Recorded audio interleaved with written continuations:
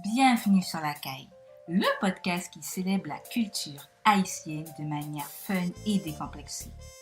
Je suis Juliette. Ma mission, faire raconter la culture haïtienne par ceux qui la vivent et la font rayonner au quotidien afin de redécouvrir Haïti. Tradition, savoir-faire, transmission, histoire, cuisine, coutumes, parcours inspirants. Installe-toi confortablement pour un décollage au cœur de la première République noire. Belle écoute!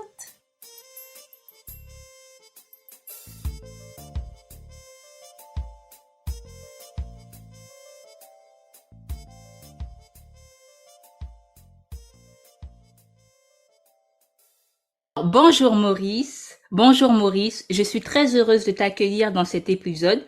Alors il faut savoir que Maurice était notre guide à ma famille et à moi lors d'un court séjour au Cap Haïtien en 2015. Maurice, comment vas-tu? Et pour ceux qui ne te connaissent pas, est-ce que tu peux te présenter en quelques mots s'il te plaît? Bon, merci Juliette de m'avoir donné l'occasion de me présenter. Et je suis Maurice Etienne, je suis de Milo. Et ma famille est là depuis des générations. Si on peut remonter l'arbre généalogique jusqu'à Christophe de la famille. Donc, c'est pourquoi je m'intéresse vraiment aux œuvres de Christophe et je suis fier d'être guide. Et merci aussi, Juliette, de m'avoir donné l'occasion de te guider à la citadelle. Et c'est ce que je voudrais faire pour tous ceux qui voudraient venir voir ce monument exceptionnel. Super. Ma première question, Maurice, merci à toi. Tu es guide touristique dans le nord d'Haïti, on peut dire ça. Comment est née pour toi cette envie de devenir guide, de lier cette partie histoire, visite, culture? Comment est née cette envie de ton côté? Et bon, être guide, c'est, d'après moi, être l'ambassadeur de son pays. Donc, on a pour mission de vendre le pays et surtout de vendre des monuments comme la citadelle qui est un peu méconnue du reste du monde. Donc, je suis vraiment content de pouvoir faire ce travail aujourd'hui, sachant que mes arrière-parents travaillaient pour l'érection de ce monument sur les plus hautes montagnes du Nord. D'accord. Et tu peux nous expliquer, tu es guide depuis combien de temps, on va dire à peu près, ça fait combien de temps que tu es guide? Bon, je suis guide parce que depuis ma tendre jeunesse, depuis mon enfance, parce qu'on recevait des bateaux, et ces touristes-là, les touristes croisiéristes, donc ils se promenaient, ils se baladaient et à travers Milo, donc on avait l'occasion de temps en temps d'échanger quelques mots d'anglais, et, ou bien quelle que soit la langue, parce qu'on improvise. Donc, je suis guide, ça fait depuis très longtemps, je veux dire, depuis une cinquantaine d'années, au moins. Waouh, waouh. Wow. Et en tant que guide, ma première question, c'est avec tes propres mots, peux-tu nous présenter la citadelle Henri, sachant que c'est un monument historique classé au patrimoine mondial de l'UNESCO. Est-ce que tu peux nous présenter ce monument avec tes mots? Et je veux dire que si en France, ils ont la tour Eiffel, en Inde, ils ont le Taj Mahal, en Chine, les murs de Chine, au Zimbabwe, la maison de pierre, etc., etc., en Haïti, nous avons la citadelle. Et c'est de ce monument que nous allons en parler ce matin. La citadelle, c'est un fort perché sur les plus hautes montagnes du Nord, à 3000 pieds au-dessus du niveau de la mer. Donc, bien sûr, en tant que fort, c'est plutôt un système de défense, parce que la citadelle entre dans la logique de construire des forts à travers le pays pour se défendre éventuellement contre toute attaque étrangère, spécialement contre les Français qui voulaient retourner même après notre indépendance. Donc, c'est dans ce sens-là que Dessalines, pour non seulement asseoir son pouvoir, mais pour pouvoir également défendre l'indépendance nouvellement acquise, il a passé des ordres généraux pour construire d'efforts à travers le pays. Donc, Christophe, lui, il était général quand il entreprenait la construction de la citadelle en 1805. D'accord. Et à ce moment-là, dans le pays, en Haïti, c'est quoi le contexte, on va dire, politique, social, oui, géographique?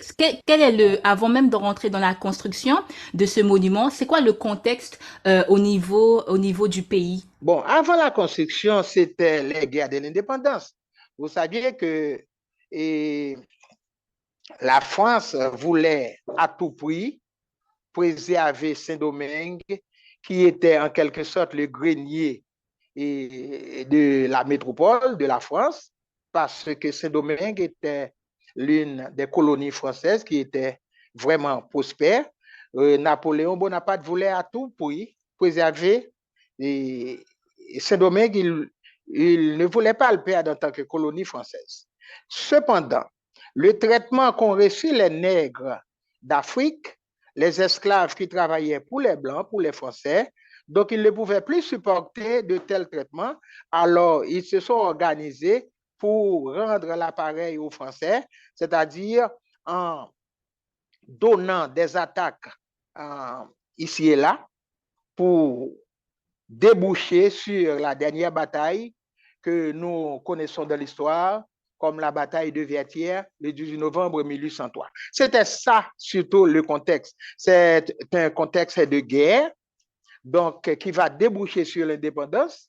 Et après l'indépendance, il va falloir, pour préserver cette indépendance, il va falloir construire des forts. C'est dans ce sens-là que Christophe a construit la citadelle sous les ordres de Dessalines. D'accord. Et cette construction, tu peux nous en dire plus sur comment elle a commencé, quels ont été les moyens, que ce soit humains ou matériels, qui ont été mis en œuvre pour pouvoir garantir cette construction?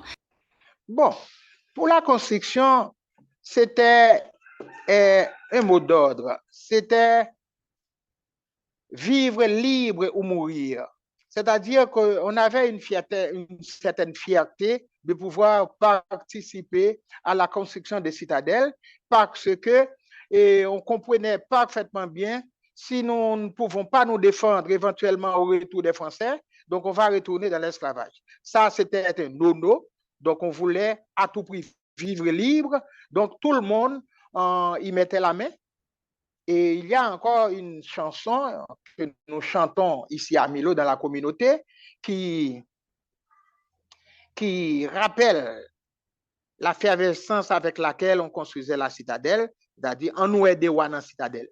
En nous aider. Tout le monde chantait cette chanson, donc en portant des fardeaux sur leur tête, les roches, les pierres, les fers, etc. Depuis Milo, qui est à 7 km de la citadelle, jusqu'à la montagne qui s'appelle la Ferrière, où est construite cette citadelle. Donc, c'est-à-dire que c'était une atmosphère de joie parce qu'on voulait construire quelque chose pour nous-mêmes. Parce que Christophe lui-même l'a bien dit, et surtout il l'a dit à un dignitaire français et anglais plutôt, M. Wallop, qui visitait Milo à l'époque de la construction de la citadelle.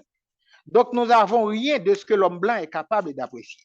Si nous avions quelque chose que nous construisions de nos mains, les blancs nous respecteraient. Et si nous avions quelque chose construit par nous-mêmes que nous pouvons toucher de nos mains, nous nous respecterions en tant que nègres. Donc ça, et ma vie durant, j'apprendrai l'orgueil à mon peuple. Du sais pour cela, lui briser les reins au travail. Donc, on peut comprendre que construire la citadelle n'était pas une chose facile, ce n'était pas de l'eau à boire, c'est du travail forcé. Donc, on l'acceptait parce que on voulait être libre, parce que la citadelle, c'est un fort qui garantirait donc la liberté de tous, non seulement des Haïtiens, d'après ça. D'accord. Mhm. Ok, et tu disais les paroles de la chanson qu'ils étaient en train de dire pendant la construction de la citadelle. Est-ce que tu peux redire ces paroles et aussi nous donner cette signification en français de ce que ça voulait dire à cette époque-là, s'il te plaît? Bon, en nous aider, ça c'est la première phrase, aidons le roi dans la citadelle, c'est-à-dire à construire la citadelle. Un jour n'a pas libre, un jour n'a pas riche. C'est-à-dire que en prenant sa liberté, on va travailler pour avoir la richesse, pour être libre, pour être riche. Donc, on nous aide dans la citadelle, un jour n'a pas libre, un jour n'a pas riche. Parce que même après l'indépendance, à cause des menaces des Français, donc on ne se considérait pas totalement libre. Parce qu'il fallait construire la citadelle pour assurer cette liberté. Donc, on nous aide dans la citadelle, un jour n'a pas libre, on nous aide dans la citadelle, un jour n'a pas riche. Aidons le roi à construire la citadelle, un jour nous serons libres, vraiment libres, aidons le roi à construire la citadelle, un jour nous serons riches. Waouh, waouh, c'est très beau chant. Et est-ce qu'il y avait, est-ce que tu peux nous en dire plus sur les personnes qui ont participé à cette construction? Est-ce que aujourd'hui, on est en mesure de savoir environ une tranche de nombre de personnes qui ont pu prendre part à cette construction?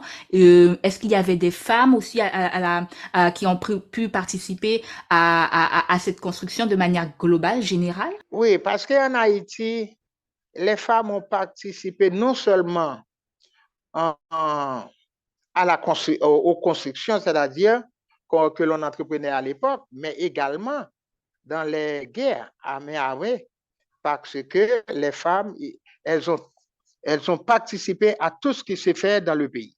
Donc, par exemple, pour transporter de l'eau de la vallée jusqu'aux montagnes, et des matériaux de construction, etc.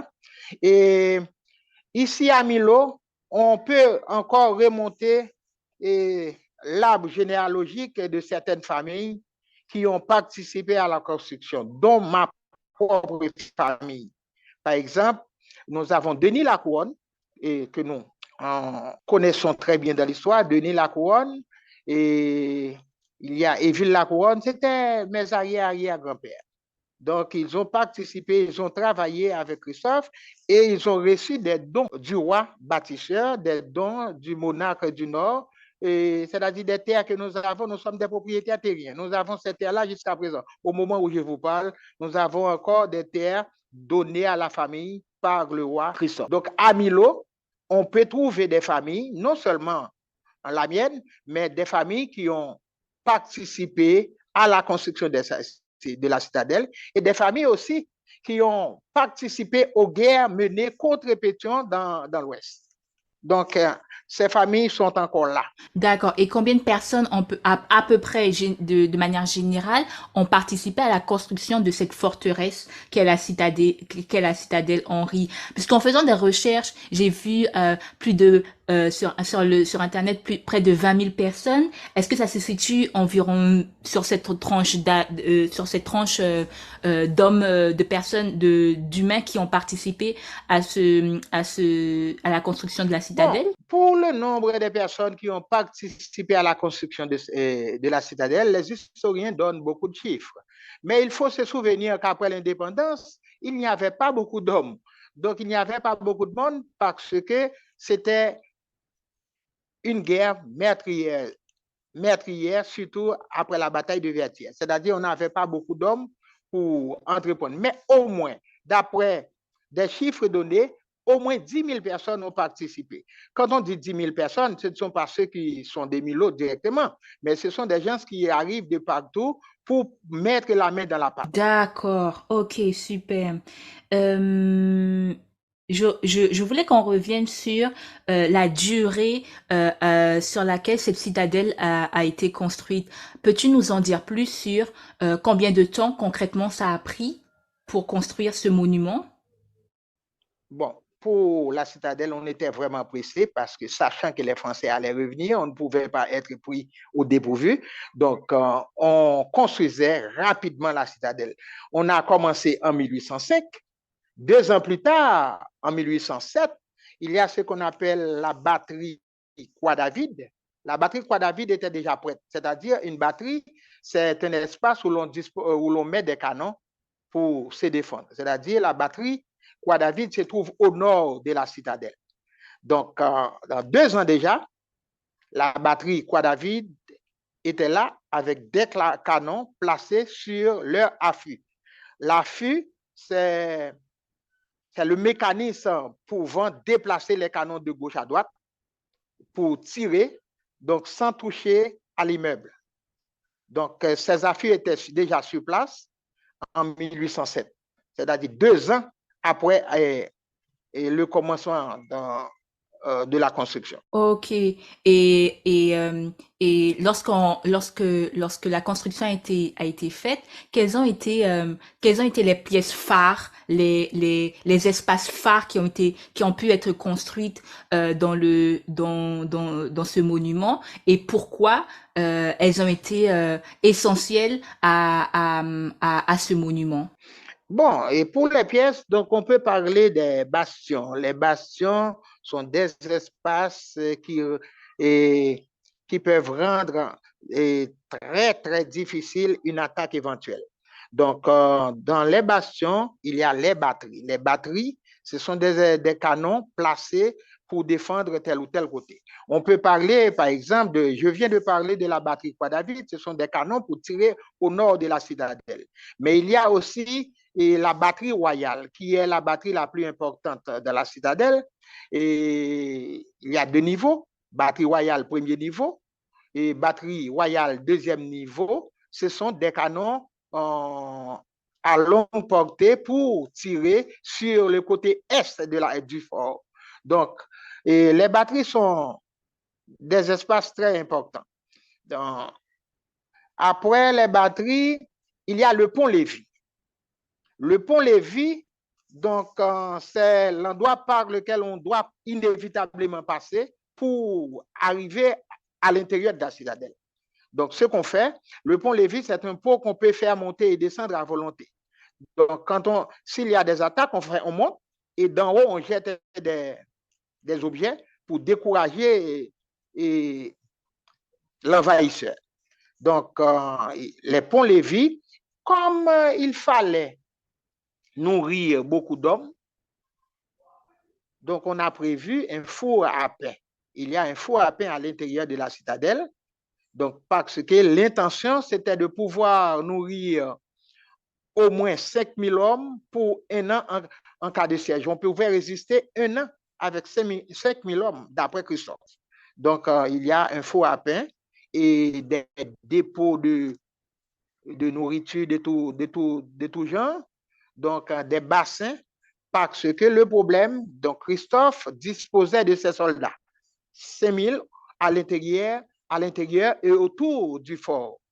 Donc, ça, ce n'était pas un problème. Il avait de la nourriture pour les nourrir en cas de siège pour 1 an. Mais le problème, c'est de l'eau. Parce qu'on est sur les hauteurs, à 3000 pieds au-dessus du niveau de la mer, il n'y avait pas de source. Donc, ce qu'il faisait, il a dû construire des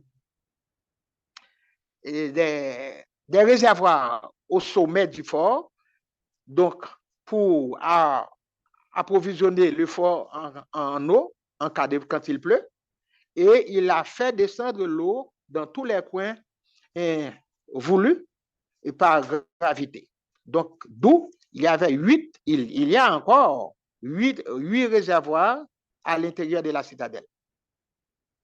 À l'intérieur et autour de la citadelle, en tout 8. Tu as évoqué le roi Christophe. Est-ce que tu peux nous en dire plus sur sa façon, sur le personnage en lui-même, et surtout sa façon qu'il avait à manager son équipe pour la construction de cette citadelle, et surtout pour garder le focus, pour réussir cette construction jusqu'au bout. Peux-tu nous parler de l'homme en lui-même? Qui était-il concrètement? Bon, Christophe, on veut faire croire qu'il n'était pas haïtien dans la mesure où il a pris naissance à l'île de la Grenade.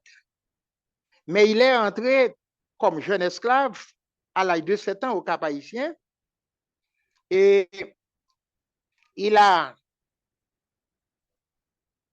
travaillé dans divers domaines. Par exemple, il était hôtelier et à l'hôtel La Couronne au Cap-Haïtien. Il était vendeur de chevaux parce que avant de s'enrôler dans l'armée de Toussaint Louverture pour prendre des grades jusqu'au grade de général, il a participé aux guerres de l'indépendance et puisqu'il était le plus ancien des généraux, après la mort de Dessalines, il devait automatiquement être élu président ou empereur n'importe. Mais il y avait de problèmes entre Pétion et Christophe. L'Ouest ne voulait pas de Christophe parce qu'on lui reprochait surtout sa discipline, son intransigeance, etc. Donc, on a divisé le pays et finalement, on avait la République de l'Ouest et d'abord la République du Nord qui va se transformer en 1811 dans le Royaume du Nord. Donc, avec Christophe, c'était la perfection parce que lui, il disait, si on doit faire quelque chose, il faut le faire bien et parfaitement bien. Parce que nous avons un défi. Un défi, c'est à montrer au monde entier que nous autres Haïtiens, nous sommes capables de quelque chose. Parce qu'avant Christophe, on n'avait pas vraiment grande chose. Donc, construite par les Haïtiens. Donc, parce que quand on voit la grandeur de la citadelle et la perfection avec laquelle elle a été construite, il faut comprendre que tout ça reflète le caractère du monarque du Nord. Donc, quand on va à la citadelle, ce qu'on doit faire, ce n'est pas seulement un fort, c'est le symbole. C'est le symbole non seulement de la liberté, mais aussi du prestige, de la dignité d'un peuple. Et la citadelle reflète tout ça. Il faut regarder les coins. Donc, les pierres angulaires superposées entre les briques et les roches. Donc, pour voir. Donc, s'il faut faire quelque chose, il faut le faire bien. Il faut montrer au monde entier que nous sommes capables. Parce qu'autrefois, on construisait pour les Français. Maintenant, nous construisons pour nous. Il faut leur montrer que nous pouvons construire la citadelle et nous pouvons construire une république. Donc, c'est ça surtout. D'accord. Et certains parlent d'hommes visionnaires en parlant de Christophe. Est-ce que c'était véritablement un homme visionnaire qui, dans la façon de mener à bien cette construction, voyait loin dans la représentation de cette construction, de ce monument dans le monde entier? Est-ce que tu es d'accord avec cela sur le terme visionnaire pour caractériser l'homme en question? Bon, visionnaire, bien sûr, parce que et Christophe comprenait parfaitement bien, on ne pouvait pas faire un pays avec des sots. Donc, il fallait des hommes instruits. Et Christophe s'est donné pour tâche de construire des écoles à travers son royaume. Et c'est pourquoi dans le Nord, on avait vraiment des hommes instruits qui étaient capables de défendre le royaume, dont Anténor Firmin et autres. Donc, c'était des hommes qui ont bénéficié de l'éducation que Christophe dotait dans le nord du pays. Parce que à Milo, nous avions, sous les règnes de Christophe, une université, des écoles d'art et métiers. Donc, nous avions des imprimeries. Alors que certains pays d'Amérique et d'Europe n'avaient pas d'imprimerie à l'époque. Donc, alors, c'est pourquoi que Christophe a anticipé son temps. Donc, non seulement il a formé des hommes, il a construit des infrastructures pour les former. Donc, en termes d'agriculture, donc il a fait une réforme agraire en distribuant des terres aux habitants, mais en leur demandant de planter au moins 30 arbres fruitiers sur chaque carreau de terre. Parce que c'est en prévision qu'on va pouvoir se défendre donc, dans la guérilla, donc si les Français revenaient. Donc, voilà. Et pour les visionnaires, oui, c'en est un. Et est-ce que à ses côtés, il y a des personnalités qui ont pu, en plus de ces près de 10 000 hommes qui ont participé à cette construction, est-ce qu'il y a des personnalités qui étaient aussi ses bras droits, auxquels il pouvait compter, auxquels il pouvait se reposer, parce que je suppose que même si les décisions venaient de lui, il y avait forcément ou pas, tu me diras, il y avait forcément oui, ses bras droits, des personnalités fortes à ses côtés. Et si oui, qui était-elle? Bon, je peux dire, quelle que soit son intention, on ne peut rien faire si vraiment on n'est pas assisté ou supporté par d'autres. Dans le cas de Christophe, Christophe ne serait pas Christophe sans, je peux citer un nom, sans, par exemple, Baron Dévasté. Et Baron Dévasté était pour Christophe ce que, bon, tu es très jeune, mais je dirais que ce que Zacharie Delva fut pour Duvalier-Père, donc c'est ce qu'était Baron Dévasté pour Christophe. Parce que c'est lui, si on vient à Milo par exemple, hier encore, je parlais à un groupe de jeunes de ça, parce que si on vient à Milo, en montant vers la citadelle, vers le palais de Sans Souci, on notera qu'il y a deux bassins versants. Ce sont des mornes verdoyants. Et ces mornes sont plantés dans des arbres fruitiers. Vous voyez, il y a des arbres fruitiers, des manguiers, des avocatiers, des orangers, etc. Donc, tout ce qu'on voit là date de l'époque de Christophe. Et c'était Baron Dévasté qui supervisait tout ça, la construction et la plantation, etc., pour voir si on fait exactement ce que veut Christophe. En d'autres termes, sans Baron Dévasté, Christophe ne réaliserait pas tout ce qu'il a réalisé durant son règne. Et il faut noter qu'il a construit en tout 15 châteaux de son vivant, dont la citadelle. Donc, il faut comprendre que si on veut vraiment faire quelque chose dans tout ce qu'on fait dans la vie, donc on ne peut pas faire ça tout seul, il faut que l'on ait des aides, des bras droits. Et Baron Dévasté fut l'un des bras droits de Christophe. Wow. Je faisais quelques petites recherches sur des avis des internautes par rapport à la citadelle, ceux qui ont eu l'opportunité de la visiter, quelles étaient les expressions qu'ils utilisaient pour la qualifier. Certains disaient site impressionnant, incontournable pour la vue, fabuleuse collection de canons et de bombardes. D'autres disaient bien conservé et offre une vue splendide. La visite de la citadelle est un must quand elle est dans le nord d'Haïti. Concrètement, quels sont aujourd'hui les adjectifs au-delà de ces retours de visiteurs? Quels sont les adjectifs les plus utilisés pour qualifier cette citadelle, pour qualifier ce monument historique? Est-ce que au fur et à mesure de ton parcours de guide, quels étaient les mots clés utilisés pour qualifier cette citadelle de par son histoire, de par la culture, de par le passé propre à ce monument? Bon, à mon avis, il n'y a vraiment pas d'adjectif pour décrire la citadelle, pouvant décrire la citadelle. Et il y a quelques années, le ministère du Tourisme a fait sortir un prospectus sur lequel il y avait un slogan que j'aime bien, c'est là pour là. Il faut être là pour que vous puissiez vous-même donner vos jugements, votre appréciation, parce que personne ne peut vraiment vous décrire la citadelle. Parce que c'est exceptionnel.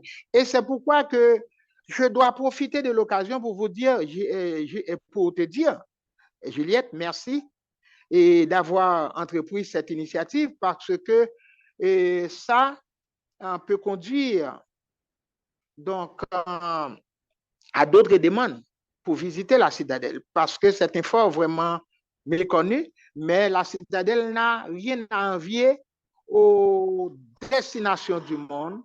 Donc, que ce soit la tour Eiffel, donc les murs de Chine. Donc la citadelle n'a rien à envier à tout ça. Excepté, on a tendance à banaliser l'existence de ce fort. Donc oui, en tant que guide, j'ai souvent noté que les Européens ou les Américains ont tendance à banaliser la citadelle. Et pourquoi? Parce que la citadelle a été construite par les nègres. Mais au moins, la citadelle démontre au monde entier que nous avons les mêmes connaissances. Peut-être nous n'avons pas la même opportunité pour faire des choses, mais la citadelle, c'est une démonstration de la connaissance des Noirs ou des Nègres. Bon, et parce que ce sont les Haïtiens qui ont conçu et qui ont exécuté ce fort pour eux-mêmes et par eux-mêmes.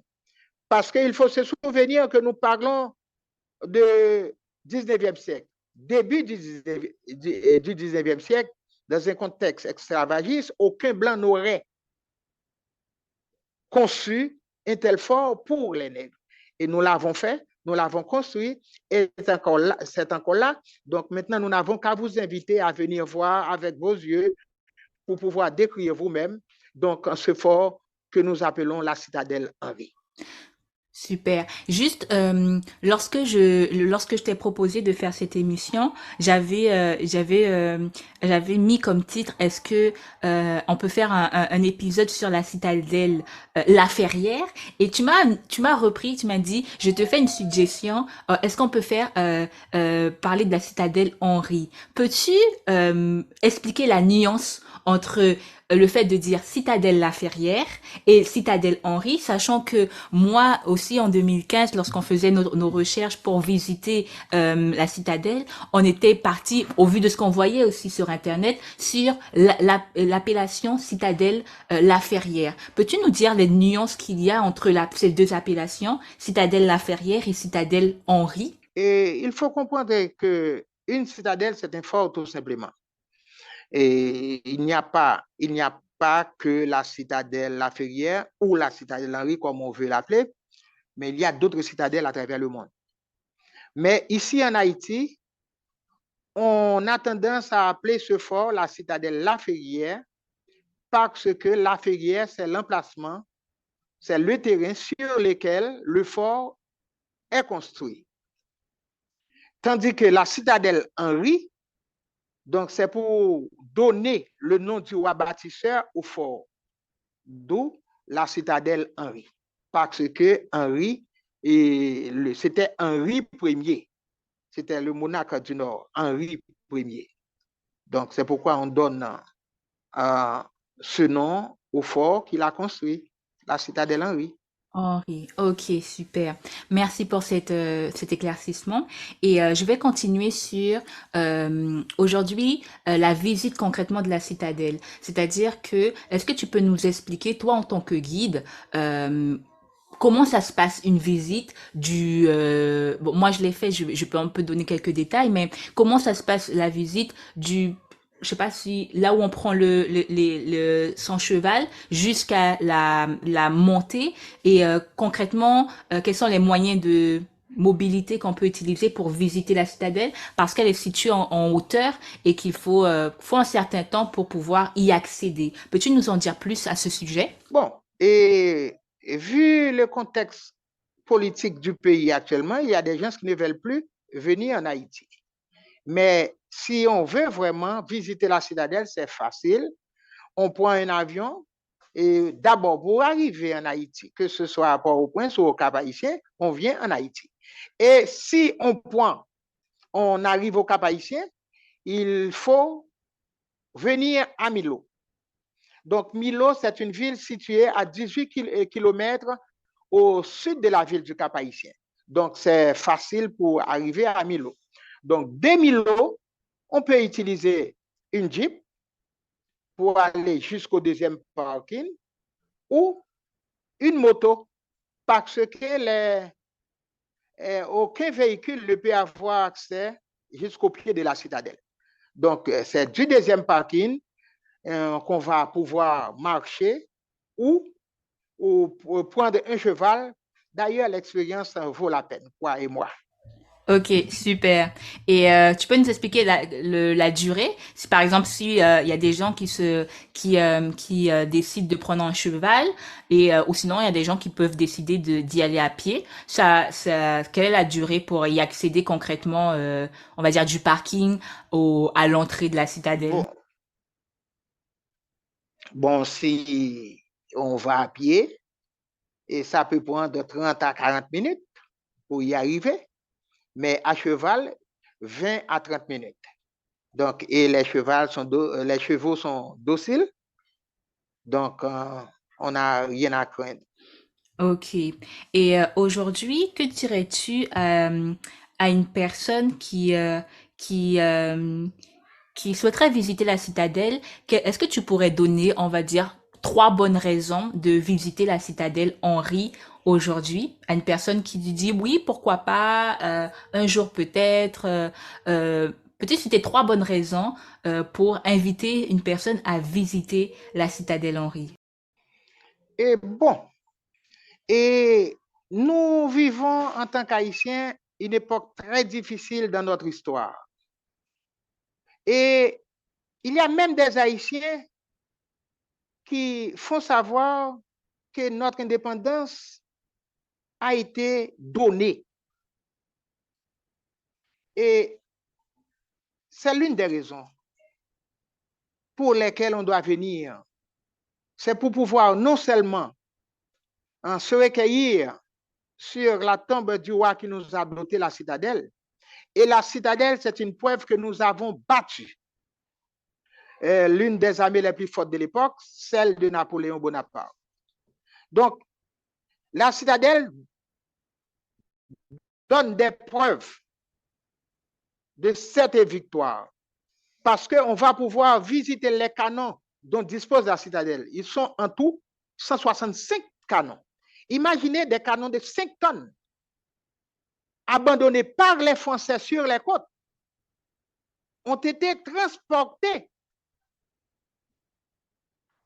au sommet d'une montagne à 3000 pieds au-dessus du niveau de la mer. Donc, il a fallu du courage. Donc, pour voir ce que vaut l'Haïtien, il faut venir à la citadelle. Pour comprendre que le cas d'Haïti, ce n'est pas un cas désespéré. C'est vrai, nous vivons des époques, des moments difficiles dans notre histoire, mais si on vient à la citadelle, on peut avoir la certitude qu'on peut changer Haïti. Parce que si nous avions fait la ravine à Couleuvre, la crête à Pierrot, Vertières et autres, jusqu'à la construction de la citadelle, si nous avions pu construire la citadelle, nous pouvons reconstruire une superficie de 27 250 km² parce que les preuves sont là. Et je vais profiter de l'occasion pour dire que quand on donne des couteaux guidés, on peut raconter n'importe quoi.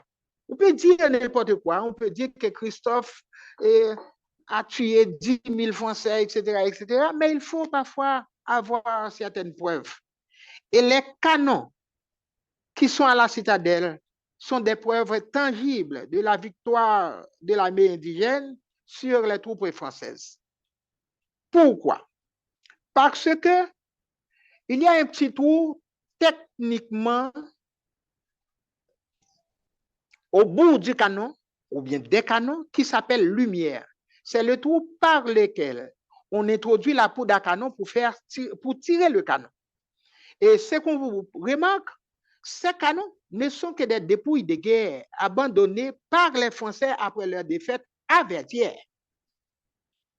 Abandonner un canon, c'était vraiment pour les Français une ignominie, une honte, parce qu'ils devaient laisser ces canons pour sauver leur vie. Avant d'abandonner ces canons, ils ont introduit quelque chose, un clou, un petit bout de fer dans le petit trou qui s'appelle lumière, pour rendre inopérant ou bien inutile le canon. En d'autres termes, pour annuler le canon. Mais ce qu'ont fait les Haïtiens, ils ont quand même pris ces canons, ils les ont transportés à la citadelle, ils les ont réparés et ces canons étaient en état de fonctionnement. Et ils sont encore placés sur des affûts prêts à se défendre. Donc, c'est pourquoi si on va à la citadelle, on ne perd pas son temps en tant qu'Haïtien. Non seulement en tant qu'Haïtien, en tant que Noir. Invitez vos amis noirs ou autres, même les Blancs, pourquoi pas. Et donc, il faut que tout le monde aille voir ce que nous avons pu faire en 1805.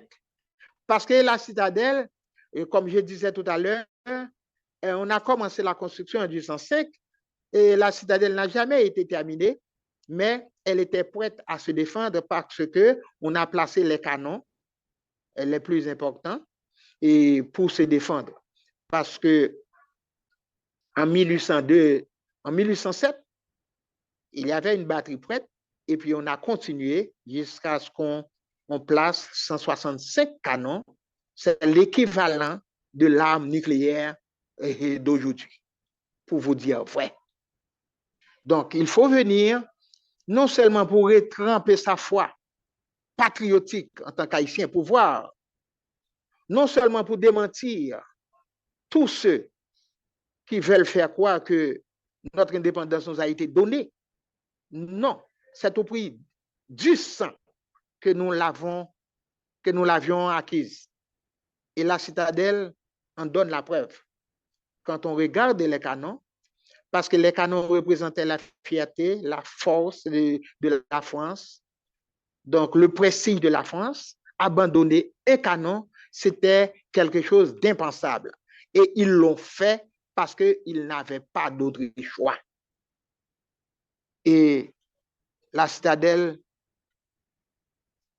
c'est un milieu de recueillement, de réflexion, pour qu'on puisse voir vraiment ce qu'on peut faire pour ce pays que nous aimons. Donc, je vous invite à venir, c'est facile.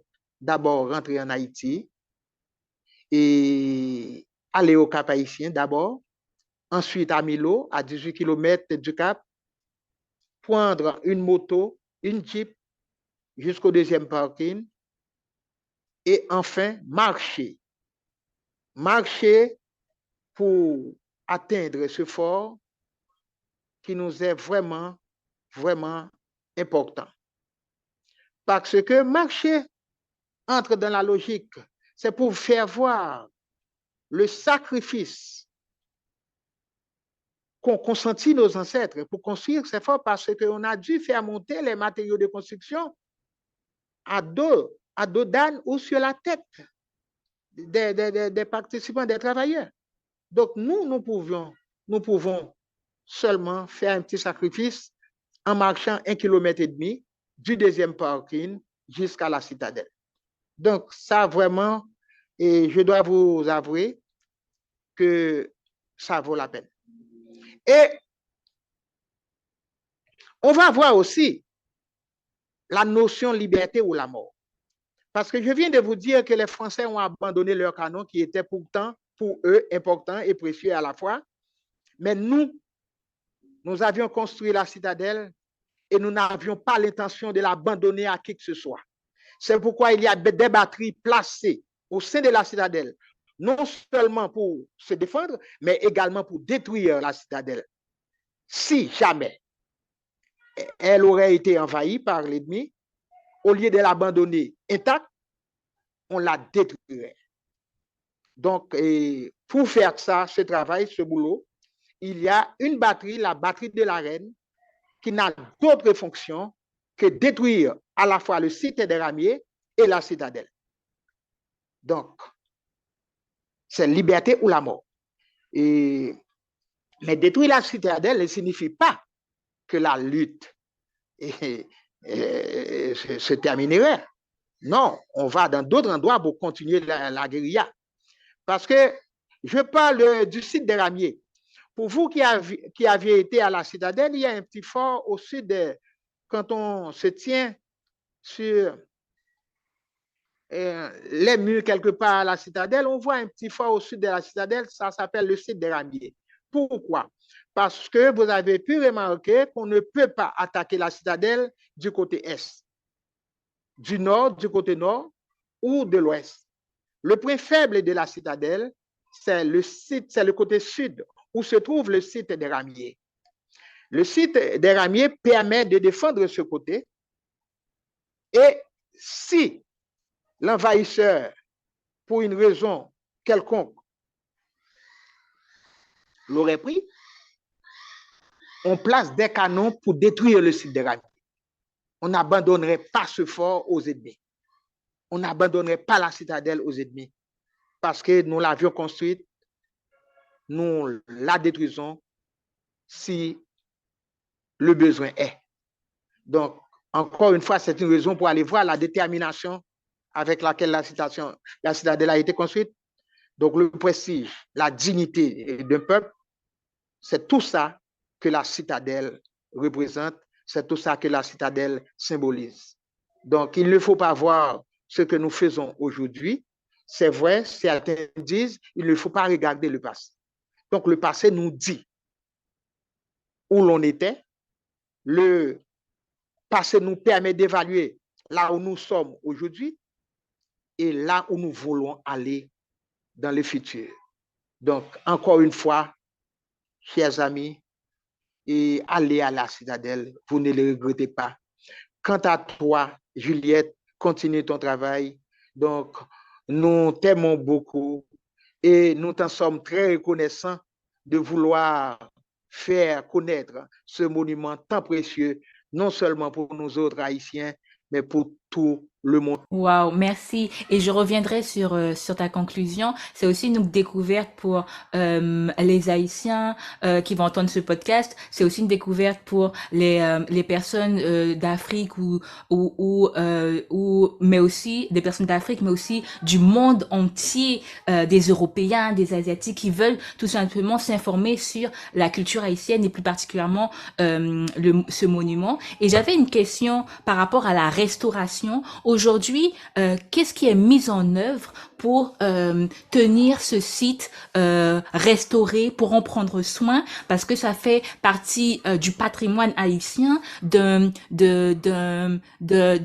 quelque chose qu'il faut garder, qu'il faut conserver pour les générations à venir. Et est-ce que tu sais si des actions sont entreprises un peu à gauche, à droite, pour pouvoir maintenir ce site opérationnel et permettre aussi que les visites du fort puissent continuer et se répéter dans le temps? Peux-tu nous en dire plus à ce sujet? Oui, bon. Et la citadelle, il faut souligner que c'est un site, c'est un patrimoine mondial et classé par l'UNESCO.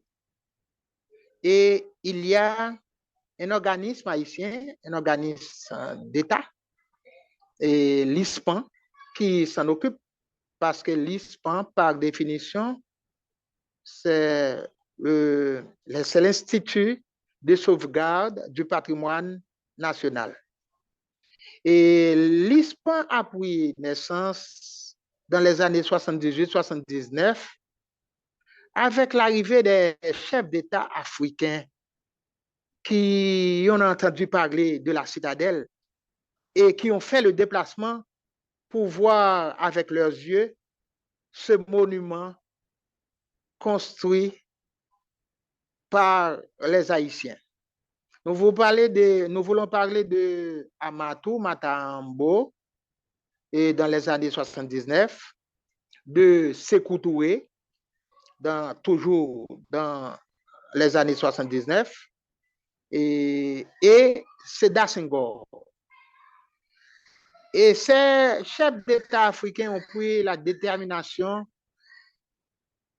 d'aider Haïti en ce sens pour la reconstruction, pour la restauration du palais de Sans Souci et de la citadelle.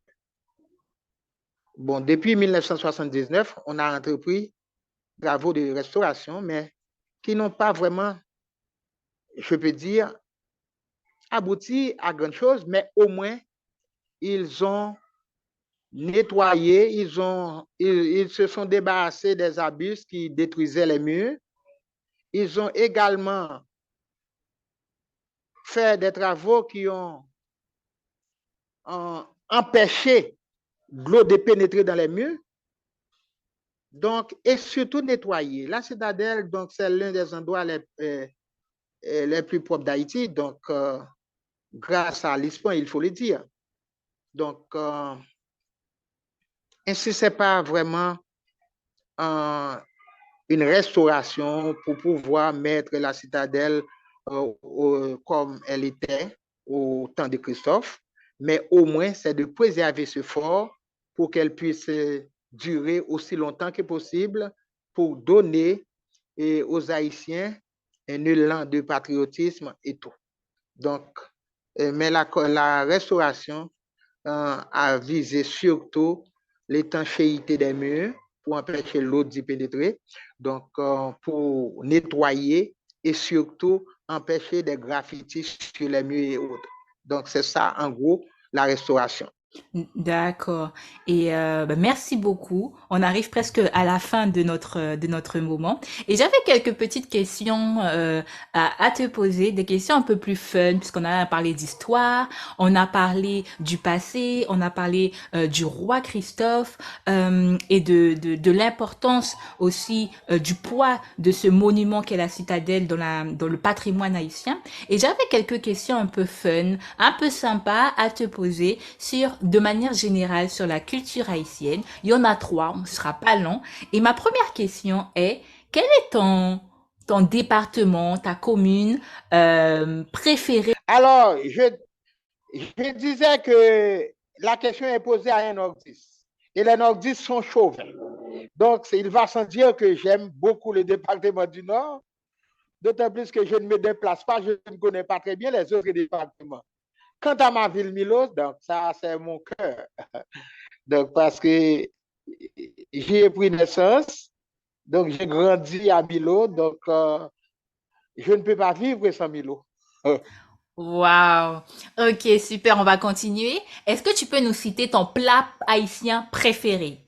Ton plat haïtien préféré? Ah, et bon, et l'émission s'adresse aux francophones, mais ça m'a répondu en creux. D'accord, je comprends. Alors, moi, j'aime tout ça, moi, je compte manger. J'aime tout ce que ma mère me donne comme un repas à manger. Et il y a un bagay qui compte en pile, Une des choses qu'elle me donne et que j'aime beaucoup, c'est soupe joumou c'est la soupe joumou et tchaka. et tchaka, un repas qui s'appelle tchaka. Wow! Et notre dernière question, imagine que tu es l'ambassadeur de la culture haïtienne à travers le monde entier et que tu as quelques minutes, juste quelques minutes pour présenter la culture haïtienne avec tes mots. Que dirais-tu? C'est notre question signature. Et tous les invités y ont droit. Que dirais-tu, toi? Et bon, pour la culture haïtienne, tout peuple sans culture n'est pas un peuple. Et si jamais nous venions à perdre notre culture, c'est que nous n'existerions pas. Donc, je suis un amant de la culture haïtienne parce que je ne peux pas vivre sans mon rara pendant la période de Pascal. Je ne peux pas vivre sans la période de carnaval. Donc, le riz aux haricots pour le 24 décembre et la soupe joumou au 1er janvier, tout ça fait partie de l'âme haïtienne. Et tous les Haïtiens, qu'ils soient, quelle que soit la classe à laquelle ils appartiennent, donc ils partagent euh, ces plats-là, ils partagent ces moments de délices qui est carnaval, le rara, ça. Donc, je voudrais qu'on préserve tout ça. Dans le cas contraire, Haïti ne sera plus dans quelques années. Wow. Merci beaucoup pour tes réponses. Merci beaucoup, Maurice, pour cet échange que nous avons eu ensemble. Ça m'a fait plaisir parce que je trouve que on n'en parle pas forcément assez de la citadelle, ou sinon on a des brins d'informations à gauche et à droite, et avoir un expert de la situation, un expert en tant que guide touristique depuis bien des années sur la ville de Milo, ça nous a fait plaisir, ça m'a fait plaisir. Je te remercie et je voulais, oui, terminer par cette question. Si on a besoin de te contacter, si on a besoin de rentrer en contact avec toi, est-ce que tu peux nous dire comment on peut faire, comment on peut procéder? Et bon, on peut composer le 36 14 24 85, qui est le numéro du centre culturel, là où je vis. Donc, 36 14 24 85. On peut composer également et 36 79 94 42. Donc, on peut nous trouver sur ces deux numéros-là ou par email, lacourlacaille.milo @aol.com. D'accord, super. De toute façon, j'écrirai aussi l'ensemble des informations en descriptif du podcast, de cette émission. Je te remercie beaucoup, Maurice, pour avoir accepté notre invitation et pour avoir passé ce temps ensemble. Et on se dit à bientôt. Bon, c'est à moi de te remercier, Juliette, de m'avoir donné l'occasion pour présenter la citadelle. Avec grand plaisir, avec grand plaisir. Merci d'avoir écouté cet épisode jusqu'à la fin. Si tu l'as apprécié et que tu as envie de soutenir le podcast, partage-le, abonne-toi et laisse un avis sur ta plateforme d'écoute préférée. Quant à moi, je te dis à très vite sur un nouvel épisode de La Caille pour redécouvrir Haïti. D'ici là, prends soin de toi.